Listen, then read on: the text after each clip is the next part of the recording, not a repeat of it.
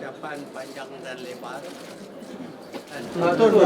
You have said about limiting PM's tenure.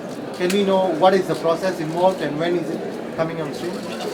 It will involve the constitution. So we have a number of things that involves the constitution. We want to take them together. Some laws may have to be changed. So, you mentioned about the budget deficit being about 3% by 2020. Are there any concerns of possible ratings downgrade? And if they are, what sort of measures will you take to kind of avoid that? Well, the market will react one way or another. What we are trying to do is to improve the performance of Malaysia economically, politically and socially. Everything is being done. If we leave things as they are, this country will go down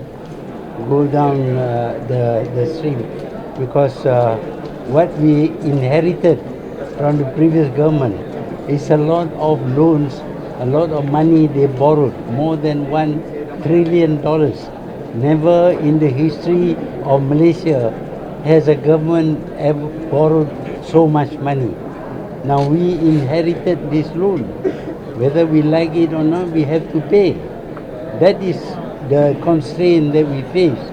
And yet, even then, we will be able to do some development from whatever income that we derive. Previously, the deficit target was about 2.5 to 2.8. Initially, the deficit target was about 2.5%. Now you have increased it to 2%. Well, that is the target that we, that is the target lah. But I think other factors may come in, I don't know. So what do you expect the GDP target for this year?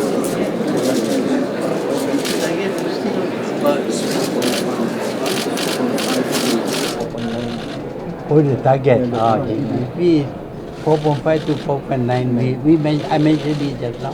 4.5 to 4.9. No, it's lower than previously, but then their figures were not correct, because their figures didn't take into consideration what they call off-budget budgeting. Whatever they don't like, they put off-budget. They borrowed 42 billion ringgit off-budget. And that is now government's inherited by the government, because it was a government company, 100%, and the government guarantees that company. So now one MBB is now in the government, and that affects our finances. Have you decided how much you're going to hedge crude oil prices against the budget? Oil prices. Have you decided how much you're going to hedge crude oil prices against the budget? At the moment, I think it was $70. 70. But it's now more than 80. But I think we targeted it 70. 70. So you're hedged at 70. Yeah. So some of the proposals need constitutional amendments, and that will need 2/3 majority of the House. Do you think you can convince opposition members? I think we can convince some of them. I think it is in their interest also to support. Tun, you mentioned in your speech the government will have to spend less. Can we have an idea of how much smaller the budget will be this year, 2019? Well, the fact is that a lot of the money that we earn, revenue, must be used to pay the debts. So to that extent, I mean, we cannot reduce the operation budget. That has to go on. The only way we can save money is through reducing the development budget. So I don't know exactly, but you can ask the Minister of Finance. It's the rumors that you're planning to call for a cabinet reshuffle. No cabinet reshuffle. No shuffle. In December? I don't know yet. I cannot foretell the future.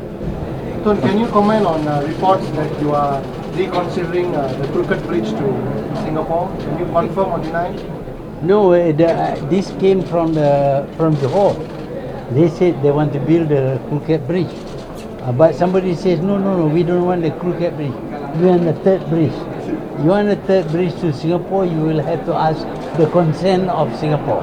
And I think Singapore may not give the consent. But the crooked bridge does not involve Singapore at all. So we can build the crooked bridge anytime. But for a third bridge, we need the consent of Singapore and a lot of other things. So are you exploring such a project maybe near term? No, this suggestion came from Johor, we will examine.